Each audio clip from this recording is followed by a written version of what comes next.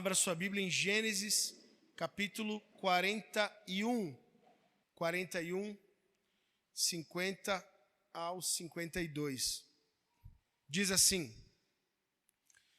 Antes de chegar a fome, nasceram 2 filhos a José, os quais lhes deu Asenate, filha de Potífera, sacerdote de On. Ao primogênito chamou de Manassés, diga Manassés, pois disse: Deus me fez esquecer todo o meu trabalho e toda a casa de meu pai.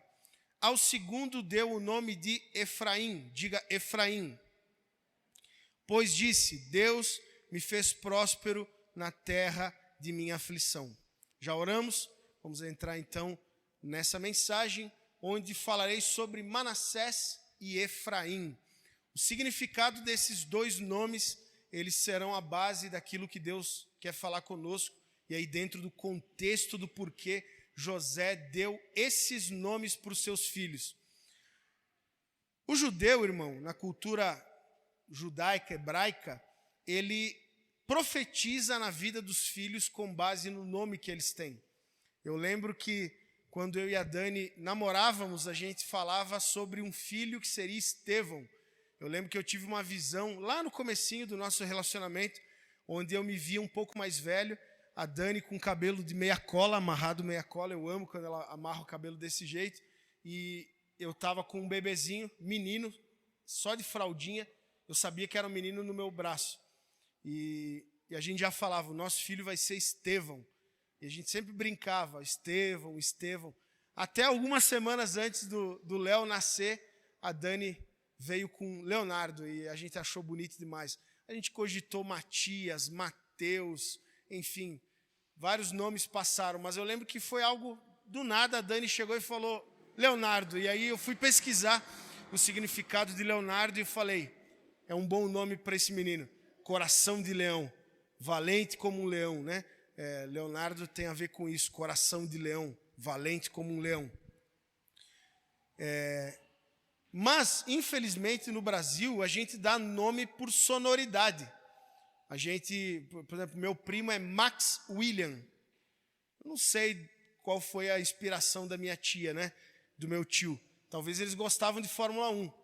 E eles botaram lá Max William. Fica um nome chique, né? Tem gente que bota nome por... Tem gente que bota uns nomes esquisitos, que é a junção da avó com o avô, né? Bota metade do nome da avó com metade do nome do avô e fica um nome que ninguém nunca viu, né? Isso era muito comum para homenagear a avó e o vô. Os judeus não, os judeus eles colocam o nome com base na identidade que eles querem para o filho, profetizando na vida do filho. E aí tem alguns nomes bem curiosos, como Adão. Adão significa humanidade, homem, aquele que foi criado da terra. E aí tem uma raiz que vem de Edom. Adão vem de uma raiz ligada a Edom, que significa vermelho, porque ele veio provavelmente de uma terra vermelha. Então é bem provável que Adão não era branquinho, como os europeus fizeram a gente acreditar por muito tempo lá na história da igreja, né? Que Jesus era loiro do olho azul e tal. Não, ele era um oriental, ele era um misto entre o branco e o negro, né? Ele tinha uma pele vermelha, assim como Jesus era um oriental. Provavelmente Jesus se pareceria mais com um árabe do que com um ocidental. Você tem Jabes, que é um outro nome também, é uma boa mensagem para se pregar. São 2 versículos lá no meio das genealogias, em 1 Crônicas, capítulo 4, no versículo 9, fala sobre um menino que ele foi gerado trazendo muita dor para a mãe dele. E aí a mãe dele deu o nome dele de Jabes, que significa o que causa sofrimento. E é interessante que Jabes ele faz uma oração que se parece muito com a oração do Pai Nosso, dizendo, Senhor, me livra da maldição do meu nome. Eu não quero carregar a maldição do meu nome.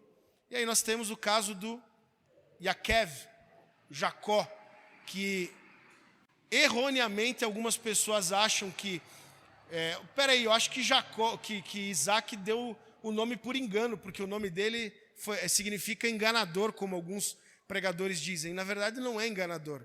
Ele enganou muita gente, mas o Yekev, lá, a raiz do verbo lá do começo da palavra dele tem a ver com persistente, com um insistente, alguém que não desiste fácil das coisas. E aí, por ele ser muito insistente, persistente, ele também acabou enganando algumas pessoas. Mas significa aquele que segura o calcanhar, aquele que luta por aquilo que acredita. É mais ou menos esse o sentido. José escolhe o nome dos seus filhos, profetizando na vida deles e também demarcando um novo tempo na própria vida dele. Tem todo um significado especial o nome dos filhos, porque José está profetizando sobre a própria vida. Vamos lembrar um pouquinho da história dele, de forma resumida. José era um menino sonhador, muito amado pelo pai dele. Ele era o 8º irmão, se eu não me engano, de 9 irmãos. Depois ele teve mais um irmão, que foi o Benjamim. E por ser muito sonhador, ele contava os seus sonhos para os irmãos. E dentre os sonhos que ele contava, tinha lá um sonho de que ele via feixes que se dobravam diante de um outro feixe, e ele entendia que ele era o feixe que ficava em pé, enquanto os seus irmãos e o seu pai se prostrariam diante dele. Os irmãos já ficavam com uma certa inveja de José, porque o pai tratava José diferente. Ele recebeu uma túnica colorida, diferente, um presente muito valioso naquela época, e os irmãos dele não receberam. Enquanto os irmãos trabalhavam, José vivia uma vida um pouco mais tranquila. E numa dessas feitas, ele foi surpreendido pelos irmãos, jogado numa cova. Tentaram matar ele, jogando ele numa cisterna, na verdade, num poço sem água, um poço seco. Quando eles viram que ele não morreu, aí eles meio que se arrependeram de tentar matar. Eu imagino que ele deve ter se ferido, que cair num poço seco deve ter machucado os pés, o tornozelo, não sei, quebrou uma parte, não sei o que aconteceu. Aí um deles diz: não, vocês estão doidos, não podemos matar o nosso irmão, vamos vender ele como escravo. Está passando uma caravana de ismaelitas, e diz o texto que eles vendem o irmão dele como escravo, e José vai parar no Egito. José estava no Egito e foi trabalhar, provavelmente começou com qualquer trabalho que tinha lá, os trabalhos muito pesados que existiam no Egito. Eles até tinham um salário, mas era somente para comer, só para sobreviver. A carga horária era de 9 dias de trabalho para 1 de descanso. A carga horária do trabalho egípcio. Então, muito cansativo, muito complicado. Era literalmente um sistema de produção em massa de tijolos e de outras coisas. E ele deve ter trabalhado em qualquer um desses trabalhos. E aí, tudo que José tocava, ele era abençoado, e eu creio que ele foi prosperando, ele foi mostrando que era diferente dos outros, e chegou ao ponto de trabalhar na casa de um alto oficial egípcio, na casa de Potifar. E diz o texto que a casa de Potifar era muito próspera por José, porque José era um homem muito abençoado, um cara que tinha visão das coisas, e as coisas começam a melhorar para Potifar. Só que a mulher endemoniada de Potifar se engraça para José, um jovem, talvez lá com seus 16, 17 anos, tendo suas necessidades também, e ela tenta, em algum momento, lá fazer uma proposta indecente para José. José, sai fora, porque se ele ficasse, o negócio ia dar ruim, né? Ele foge, e aí ela levanta toda uma acusação contra ele, porque ela ficou com a capa dele na mão. Provavelmente ele correu nu pela rua, e ele é preso.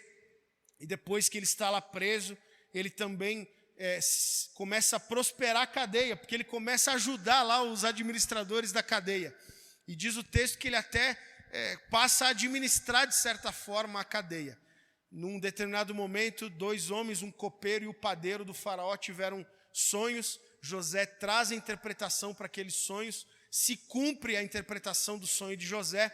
Um deles acaba sendo morto, o outro é salvo, e ele disse para os 2: quando vocês chegarem lá, o que de vocês chegar lá no palácio, se lembre de mim. Lembre-se de mim quando vocês chegarem lá no palácio. E aí, num determinado momento, o faraó tem um sonho. Todos os magos e todos os inteligentes lá do Egito não conseguem interpretar o sonho.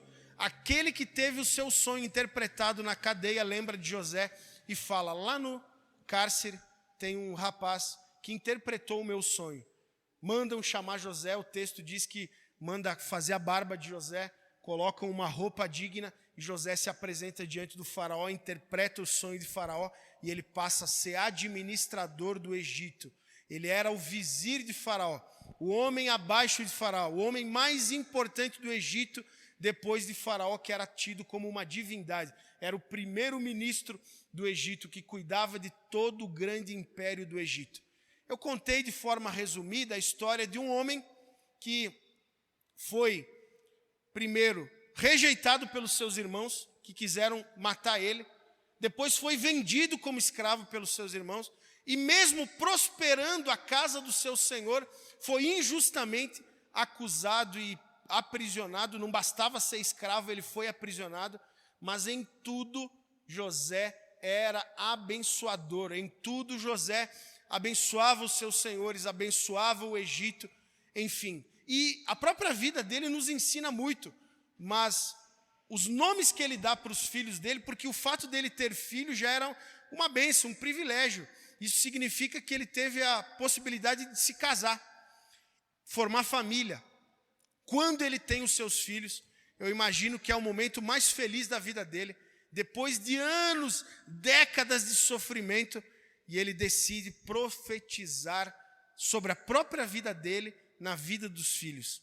E aí ele dá os nomes dos filhos com um significado muito especial. E aí a gente vai falar hoje sobre perdão, porque estamos falando sobre, na série Alma, e nada pesa mais. Falamos sobre o pecado semana passada, a culpa, a vergonha, o medo. Porém, a falta de perdão faz com que as feridas da nossa alma se mantenham no nosso coração. Quando você é traído, quando você é decepcionado, quando os seus sonhos são frustrados, isso cria feridas no teu coração. E a forma como você traz cura para o teu coração é por meio do perdão. Não perdoar é manter viva a dor do coração. Diga isso comigo. Não perdoar é manter viva a dor. José tinha muito do que se ressentir com os seus irmãos. Ele tinha tudo para ser um irmão mimimi, que dizia, não, que na minha vida foi difícil para mim, porque eu fui vendido, porque eu sempre fui injustiçado, mesmo fazendo tudo certo, sempre eu fui oprimido. Mas perceba que a vida de José, apesar de todas as lutas, todos os percalços, todos os tropeços que ele enfrentou, serviram como oportunidade para ele crescer e para ele ir se aproximando de um grande propósito, que era colocar ele no palácio. Se ele não fosse preso, ele não conheceria o copeiro e o padeiro, e ele não teria a oportunidade de interpretar aquele sonho, e ele não teria a oportunidade de depois ser chamado para interpretar o sonho do faraó. Veja que José conhecia todo o contexto do Egito. Ele conheceu o contexto do trabalho forçado, ele conheceu o contexto da casa de um oficial, ele conheceu o contexto do cárcere, para estar preparado para conhecer o contexto do palácio. Ele conhecia também o contexto da sua família que ficou em Canaã e do sofrimento que eles tinham. Ele conhecia as promessas que Deus tinha dado para o seu avô Abraão, para o seu bisavô, na verdade, né? Abraão, seu avô Isaac, seu pai Jacó. Então, Deus coordenou todas as coisas, por mais que Deus não empurrou ele na cisterna, Deus não inspirou os homens a vender ele como escravo. Deus teria outras maneiras de cumprir o sonho. Mas, mesmo com a pior das circunstâncias, Deus fez a sua vontade prevalecer. Assim é com a nossa vida. Deus, quando está conosco, mesmo quando o diabo tenta criar problemas contra nós, Deus promove a sua vontade. E nós precisamos encarar os problemas da vida. Ou nós olhamos como uma oportunidade de chorar e lamentar, ou de crescer, avançar, melhorar, evoluir em alguma área da nossa vida para que a gente esteja preparado para tudo aquilo que Deus tem para nós. Qual é o significado do primeiro filho dele, Manassés? Versículo 51. Ao primogênito José chamou de Manassés, pois disse: Deus me fez esquecer de todo o meu trabalho e de toda a casa de meu pai. O significado é: Deus me fez esquecer de todo o sofrimento. E ele cita aqui o sofrimento dele em 2 aspectos: de todo o meu trabalho. Talvez as pessoas olhavam para José, um ex-escravo, agora como primeiro-ministro, e diziam: esse aí é um privilegiado, esse aí, o faraó viu graça nele para ele chegar lá. Mas ele sabia que ele tinha trabalhado muito. Talvez o povo não lembrava do tempo em que ele ficava lá no rio Nilo, com água até os joelhos, por 7, 8, 10 horas por dia, tirando o lodo do fundo do Nilo para fazer barro. O pessoal não viu o tanto de bolha e queimadura que ele teve por ficar trabalhando no sol, de sol a sol, naquele sol escaldante do Egito. Eles não viram as humilhações que ele passou lá no começo do trabalho na casa de Potifar, os açoites, as privações que ele teve lá dentro do cárcere. Ele disse: Deus me fez esquecer todo o sofrimento que eu passei durante o meu trabalho. Agora estou desfrutando, estou comendo do melhor que há no Egito.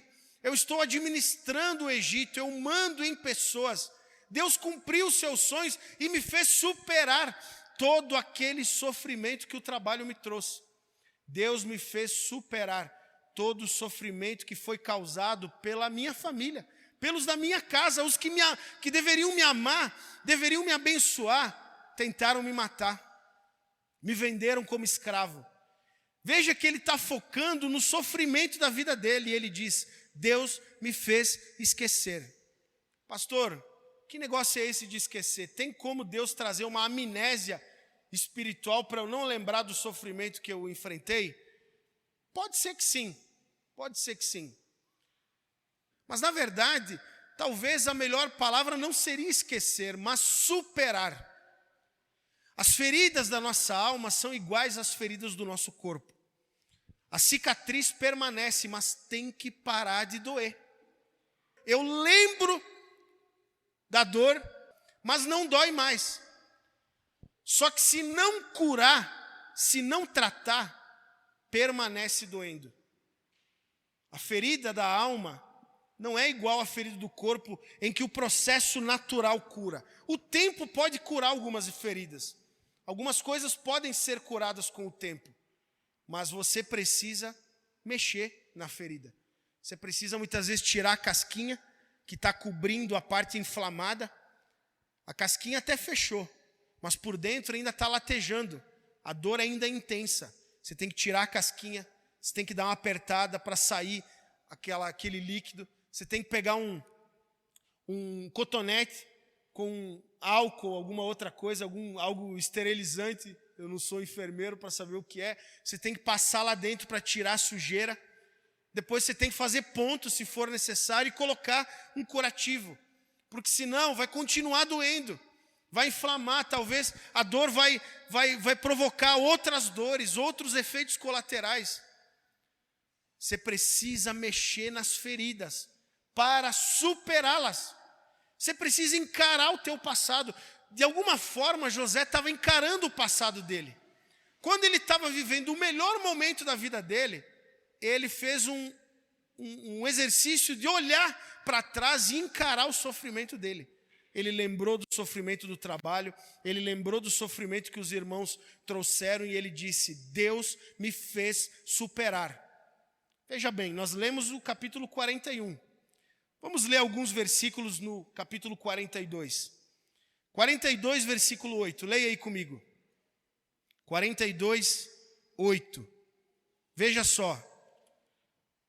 Depois que ele é vendido lá no Egito, um dos sonhos que ele interpreta lá do faraó é que teria 7 anos de muita seca, de muito sofrimento. E isso se cumpriu. E o povo lá em Canaã, lá na família dele, com os irmãos dele, o pai dele, começaram a sofrer por causa dessa seca. Falava-se sobre 7 vacas magras, 7 vacas gordas. No período das vacas gordas, lá no período da prosperidade, ele juntou mantimentos. Porque ele sabia que viriam 7 anos de vacas magras, de sofrimento.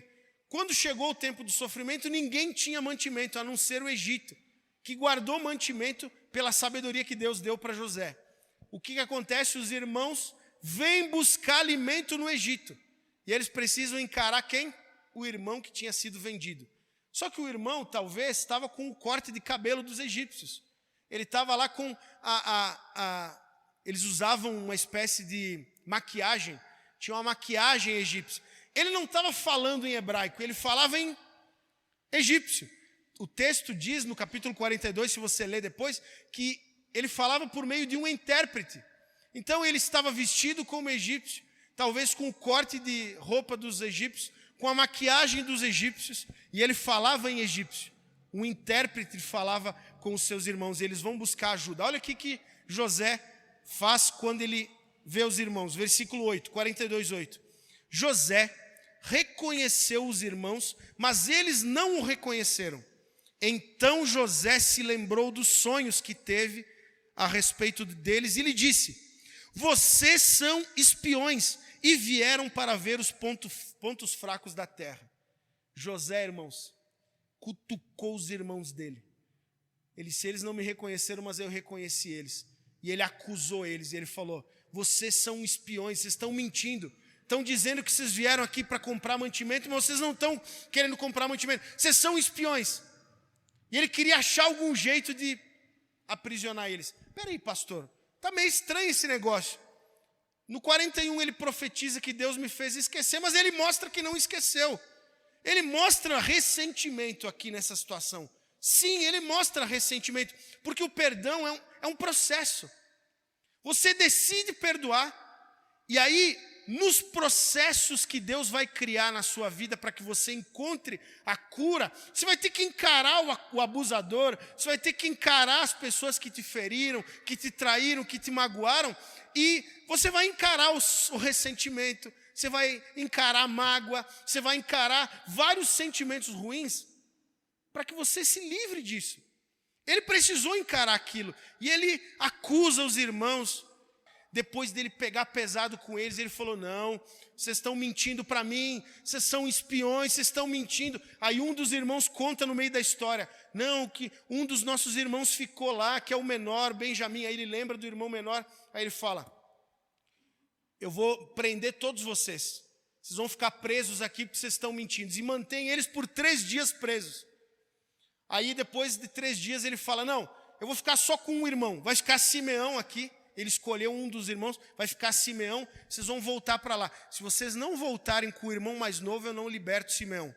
Olha o ressentimento de José. Mas José está encarando o problema dele. José está encarando o sentimento ruim. É como se, a partir da decisão dele de perdoar, Deus tirasse a ferida, tirasse ali a casca que fica em cima da ferida. E agora ele está encarando o pus, né? Ele está encarando a inflamação, a sujeira da ferida dele. E ele vive aquele sentimento. Por quê? Porque ele ainda está viva aquela dor no coração dele. Lembra que eu falei? Quem não perdoa mantém viva a dor. Ele podia ter acabado com a vida dos irmãos ali e talvez ele teria vivido mais 20, 30 anos sofrendo com aquela situação. É possível, pastor, viver a mesma dor por 20, 30 anos? Sim, é muito possível. Eu contei no GCL essa semana de uma senhora, uma cliente que eu tinha lá em Nova Prata. Eu trabalhava numa loja de eletrodomésticos, parecido com o Magazine Luiza, e ela era uma mulher muito rica, e ela sempre ia comprar coisas lá. Ela me ajudava muito a bater minhas metas. E um dia ela foi comprar uma geladeira. E eu lembro até o valor da geladeira, R$ 1.460. Era uma Frost Free, porta dupla. E aí eu lembro que estava na promoção em 10 vezes sem juros. Ela sempre comprava à vista, mas eu falei: é o mesmo valor, sem juros. Talvez ela não queira gastar o dinheiro da conta dela, queira passar em 10 vezes. Na hora que eu sentei para fazer a ficha dela e passar no caixa, eu falei: dona Maria, a senhora não quer aproveitar a promoção em 10 vezes sem juros e fazer em 10 de 146? Irmãos, ela mudou o semblante. Ela falou: eu nunca vou comprar nada parcelado, porque há 30 anos atrás o meu pai emprestou o nome dele para mim, e eu atrasei 1 ou 2 parcelas, e o pessoal da loja ligou para ele, e o meu pai, enquanto estava vivo, me jogou na cara que eu sujei o nome dele. Lá na região é assim, a gente faz coisas no fio do bigode, né?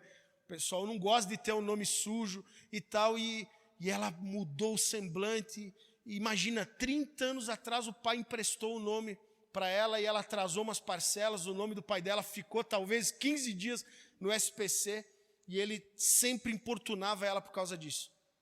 Eu fui lá, passei a venda no caixa, combinei a entrega com ela. Na hora que eu estou saindo da loja, falei, Dona Maria, deixa eu falar um negócio para a senhora. A senhora tem noção que já faz 30 anos que o teu pai te magoou com aquela questão do nome e você ainda sofre por causa disso? Ah, eu sofro mesmo, Jefferson.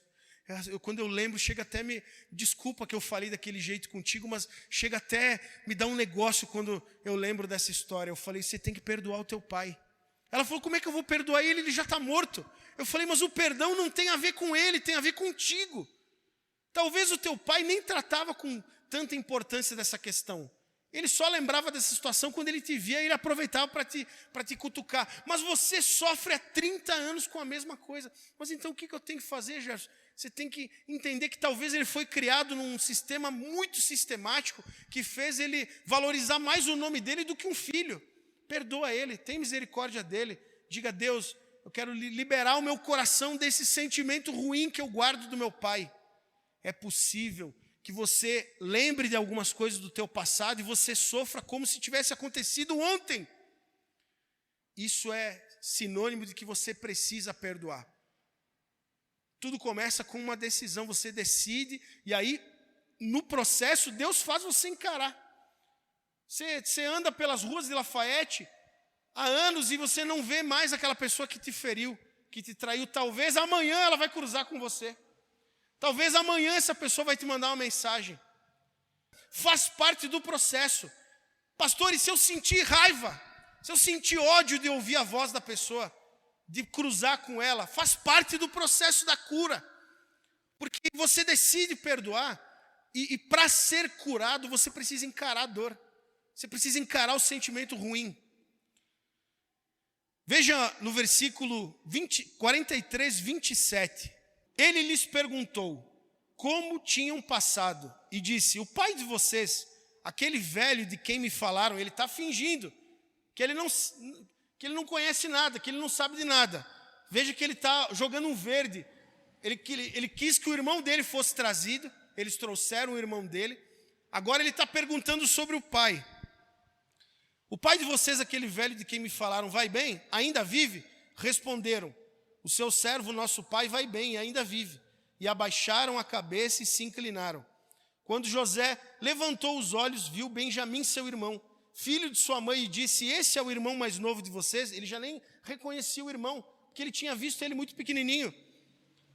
Filho de sua mãe, de quem vocês me falaram? E acrescentou, Deus lhe conceda a sua graça, meu filho. José, profundamente emocionado por causa do seu irmão, apressou-se e procurou um lugar onde chorar. Entrou no quarto e ali chorou. Ele chorou antes, no texto, que eu não li até o texto, mas ele chorou na primeira vez. Ele chorou na segunda vez, mas ele foi e chorou num canto. Por quê? Porque o choro, a dor, o sentimento de dor faz parte do processo. O problema é que você lembra, chora e deixa para lá. Finge que não está acontecendo nada, não encara o problema. É por isso que você ainda não foi curado. Pastor, eu já orei milionésimas vezes pedindo para Deus, dizendo para Deus que eu perdoo, mas talvez não tenha a ver com Deus. Tiago 5,16 diz, confessai os vossos pecados uns aos outros, para que haja cura. Não está falando de perdão. Existe algo didático em confessar, em conversar com outras pessoas a respeito da nossa dor. Procurar um psicólogo talvez seja um caminho para você enfrentar as dores do teu passado. Conversar com a pessoa que te feriu, confrontando ela, talvez faça parte da tua cura. Você precisa encarar a sua dor. Não adianta você fingir que não aconteceu nada, aconteceu. E se você não encarar, você tem tudo para virar o seu abusador. Quando você tem uma ferida aberta, isso tem uma tendência de se tornar a forma como você vai ferir outras pessoas. O que você mais odeia naqueles que te feriram, você replica nos outros. Porque foi assim que te magoaram, que te fizeram sofrer. Quando você quiser fazer alguém sofrer, você vai fazer a mesma coisa. Porque foi assim que você aprendeu a fazer os outros sofrer. Por isso que você tem que encarar a sua dor. Ele chorou a primeira vez, ele chorou a segunda vez. E ele continuava ali insistindo, não, vocês são espias, não, vocês não estão falando a verdade para mim. Porque quem não perdoa também é destruído pela desconfiança. Você teve um relacionamento ruim, você não consegue mais acreditar que algum homem possa te fazer feliz. Você não acredita mais que existe mulher santa. Por quê? Porque você teve um casamento lá que alguém te traiu, que alguém te feriu. Isso é uma das consequências da falta do perdão. Você precisa encarar a situação. Esse novo homem que está na sua vida não é igual ao outro. Essa nova mulher que Deus colocou no teu caminho não é igual a outra. Encara o teu passado, supera ele. Pastor, mas já aconteceu 2, já aconteceu 3. Talvez você empurrou a pessoa para isso. Talvez a dor que continuava latejando no teu coração fez você desconfiar. Fez você ter ciúme possessivo. Você empurrou o teu marido para outras mulheres. Você empurrou a tua mulher para outros homens. Porque a tua insegurança fez você a pessoa até acreditou que ela não valia nada mesmo. Você falava para ela sempre que ela não valia nada. Talvez ela acreditou naquilo e foi você que empurrou ela para isso. Para você voltar a confiar, você precisa encarar a situação. O perdão é encarar para superar. Por fim, lá no capítulo 45, versículo 4, leia lá comigo, 45, veja lá, 41, 42, 43, 44, passou muito tempo, ele ali vivendo o processo da cura, 45, versículo 4, e José disse aos seus irmãos, agora cheguem perto de mim, eles chegaram, então ele disse, só para contextualizar, lá no versículo 1, diz, então José, não conseguindo se conter diante dos que estavam presentes com ele, gritou, saiam todos da sala, chorando, porque aí chegou no limite do processo dele. Aí ele diz, cheguem perto de mim, versículo 4. Eles chegaram e ele disse, eu sou José, o irmão de vocês, que vocês venderam para o Egito.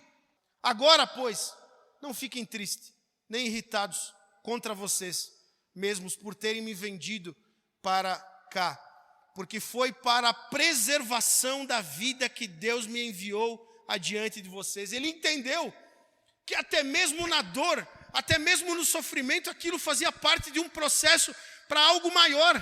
Deus queria fazer dele um instrumento.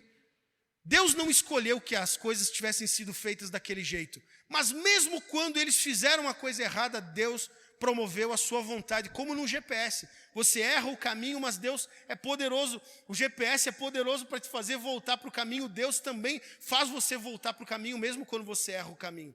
E aí, por fim, lá no versículo 14. Veja lá no versículo 14. Depois de acontecer muitas coisas ali, ele se revela, ele decide perdoar eles. No versículo 14 ele diz, lançando-se ao pescoço de seu irmão Benjamim, chorou. E abraçado com ele, Benjamim também chorou. José beijou todos os seus irmãos e chorou. Veja quantas vezes ele precisou chorar para ser curado. Abraçado com eles. Depois os seus irmãos falaram com ele. E aí você conhece o final da história. Ele manda chamar toda a família para morar no Egito e dar a melhor terra para eles. Veja que aquele que profetizou no nome do filho dizendo, Deus me fez esquecer, ainda não tinha esquecido. Deus me fez superar, ainda não tinha superado, mas por decidir perdoar, Deus começou um processo que levou à cura, onde Ele não só perdoou, mas abençoou os seus agressores. Esse é o verdadeiro perdão. Pastor, só de ouvir essa palavra, o meu coração já está doendo, minha barriga já está borbulhando. Se eu pudesse, eu levantava daqui e ia embora, porque você está mexendo em feridas do meu passado. Faz parte do processo. Deus está te desafiando a encarar o teu passado e dizer, eu quero perdoar. Eu decido perdoar. Deus vai me fazer superar. E aí nesse processo, talvez você vai chorar várias vezes. Talvez você vai sentir raiva muitas vezes. Mas vai chegar um dia em que você vai conseguir olhar para aqueles que te feriram. E você vai conseguir abençoar eles, inclusive. Essa é a evidência de alguém que está curado, é conseguir voltar a se relacionar com aquele que te feriu, é abençoar quem te feriu, é desejar o bem, é buscar o melhor por ele.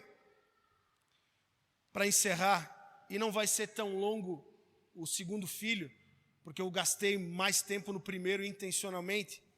Efraim significa: Deus me fez prosperar na terra onde eu tenho sofrido. Talvez a música do Sabor de Mel tenha a ver com isso aí, né? Deus vai me fazer próspero no lugar onde eu sofri, né? Não que eu sou a favor da teologia da vingança, né? Quem te viu passar na prova e não te ajudou, quando vê você na bênção vai se arrepender. E a tua vitória tem sabor de mel. Você estava sofrendo, mas agora você está desfrutando da bênção. Não, você vai abençoar. Não é a vitória que vão te trazer, que vai ter gosto de mel. Você vai oferecer mel para os teus inimigos. Você vai abençoar os que te feriram. Você foi humilhado na sua família? Você foi humilhado na família de alguém? Você foi humilhado em algum lugar, em alguma igreja? Você foi humilhado nessa cidade? Deus vai te fazer próspero. Não para que as pessoas te vejam na plateia e aplaudam você e digam: oh, maravilhoso és esse irmão, porque ele conseguiu superar. Não, porque Deus honra o humilhado. Humilhe-se debaixo da potente mão de Deus e no tempo certo Ele vos exaltará. Se você chorou, se você lamentou pelo sofrimento que te causaram injustamente, pastor, mas eu também tinha as minhas falhas. Tudo bem, mas tem coisa que não justifica. Você pode não ser perfeito e ninguém é perfeito. Tem coisa que é problema de caráter. Tem coisa que você nunca deveria ter passado na sua vida. Deus não te fez por sofrimento. Mas Deus, além de te fazer superar, Ele vai te fazer prosperar no mesmo lugar em que você sofreu. Esses dias eu fui pregar numa igreja em Congonhas e Deus me falou algo sobre uma menina lá. Eu chamei ela, falei: todas as mulheres da sua família tiveram filhos antes do casamento, é ou não é? Ela falou: é. Tua mãe, tuas tias e tal. Você era a próxima. Você está se permitindo ser usada por outros homens. Ela começou a chorar, ela falou: é verdade. Falei: Deus não escolheu isso para ti. Essa é uma sentença maligna sobre a tua família. Que todas as mulheres vão ter filhos antes do casamento. Você não vai enfrentar isso. Se você crê em Jesus e mudar a tua vida e mudar a tua rota, você não vai ser a próxima. Deus quer te abençoar com um marido. Deus quer te abençoar com alguém melhor. Tem pessoas que vivem sentença dos outros. Que vivem um rótulo. Elas têm um rótulo como se elas andassem com uma plaquinha. Promíscuo, promíscua, não confiável. E você acredita naquilo. E você está caminhando em direção a isso. Diga: não, Deus vai me fazer superar essa maldição da minha família. Deus vai me fazer superar essa sentença maligna que existe sobre mim. E eu não só vou superar, como eu vou ser diferente. Se todas as mulheres da minha família tiveram filhos antes do casamento, eu vou casar virgem. Eu vou casar da melhor forma possível. Eu vou abençoar um homem com uma família abençoada. Um dia eu vou apresentar os meus filhos e vou dizer: acabou com essa história. A partir de mim não existe mais isso. Eu não estou falando necessariamente de maldição hereditária. Um dia a gente pode conversar sobre isso. Talvez eu creia de um jeito muito diferente do que você ouviu aí sobre maldição hereditária. Mas elas existem. São heranças malignas que existem na nossa família, na nossa vida, que tentam nos levar a uma vida de sofrimento. Você só vive isso se você quiser. Porque em Jesus Ele te dá condições de mudar sentenças. Você nasceu e talvez você cresceu num lar onde você tinha tudo para ser um bandido. Você pode se tornar alguém completamente diferente. Você talvez tinha tudo para não ser feliz na tua vida sentimental. Deus vai mudar essa situação. Deus vai preparar alguém que você vai viver os sonhos da sua vida, coisas que você nunca imaginou que você poderia viver. Seu filho, todo mundo diz que ele não vai se dar bem na vida porque ele já demonstra ser problemático. Você vai abençoar a vida do seu filho vai ser um pastor, seu filho vai ser um missionário, vai ser um instrumento de Deus para as nações. Deus muda as sentenças. Deus faz aquele que foi abusado abençoar o abusador. Aquele que foi agredido, abençoa o inimigo. Deus vai te fazer próspero no lugar da tua humilhação. Encara os fracassos da sua vida e muda essa sentença. Tem gente que começa coisas e nunca termina. Começa um curso, chega na última semana do curso, abandona o curso. Foi mal numa prova, abandona tudo. Começa num trabalho, tá começando a trilhar uma carreira para chegar num lugar melhor, chega numa altura, tem um probleminha, abandona tudo. Rompa com isso, meu irmão. Rompa com essa sentença maligna e muda. Deus vai te fazer prosperar no lugar em que você sempre fracassou. Encare as áreas de fracasso da sua vida e busque mudar. Porque Deus é Deus que faz superar. Deus é Deus que prospera e abençoa você no lugar em que você tinha tudo para sofrer. Quem encara as dificuldades da vida, encontra cura. Quem encara os sofrimentos do passado, encontra cura. Veja todo o sofrimento da sua vida como uma oportunidade para te fazer melhor. Você, pelo menos hoje, pode encarar pessoas que sofreram na mesma área que você sofreu, e você pode dizer, eu sei o que você está passando. Eu quero te ajudar a sair dessa. Está aí mais uma motivação para você mudar, para você avançar nessa área. Você pode ajudar muitas pessoas. Deus faz do seu lixo pedra preciosa. Deus recicla o lixo da sua vida e faz disso um instrumento para abençoar pessoas. Deus pode te usar na área em que você mais sofreu. Deus pode te usar no lugar em que você mais foi humilhado. Mas você precisa decidir. Muito antes de encontrar cura, você toma uma decisão, porque perdão é uma decisão. Você decide perdoar. Você não sente vontade de perdoar, mas você decide perdoar. Você encara os problemas da sua vida e diz, eu decido superar essa situação. E eu quero que Deus me prospere a ponto de eu abençoar quem me agrediu. É assim que você vai ficar livre de uma prisão na sua alma que te impede de ser feliz. Você tem tudo para ser feliz. Você trabalha bem, você é bem sucedido em muitas coisas, mas parece que sempre falta algo. Tem a ver com a ferida da tua alma que está latejando há anos. Tira aí, Deus vai tirar a casquinha agora, vai sangrar um pouquinho. Vai latejar um pouquinho mais. Bota o dedo lá dentro e tira toda a sujeira. Encara os sentimentos ruins das feridas da tua alma e decida perdoar. O processo vai se iniciar, você vai chorar nesse processo.